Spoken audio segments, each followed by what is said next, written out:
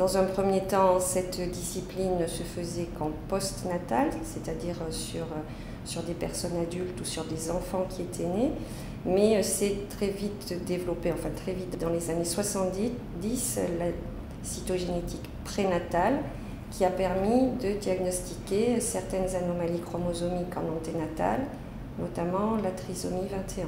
Cette activité en prénatal s'est énormément développée, puisque au départ, les amniosynthèses n'étaient pas prises en charge. Maintenant, elles sont évidemment prises en charge dans certaines indications. Mais surtout, on peut maintenant diagnostiquer beaucoup plus vite certaines anomalies, beaucoup plus tôt, grâce à des techniques qui se sont développées.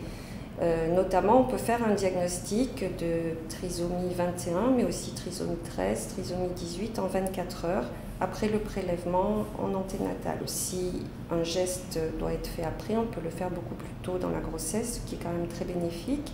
Et en plus, d'autres techniques permettent de mettre en évidence certaines anomalies chromosomiques qu'on ne mettait pas en évidence auparavant. Comme les analyses chromosomiques par puce à ADN, où là, on va vraiment découper le chromosome en fines tranches et regarder à l'échelle de ces fines tranches s'il y a ou non une anomalie.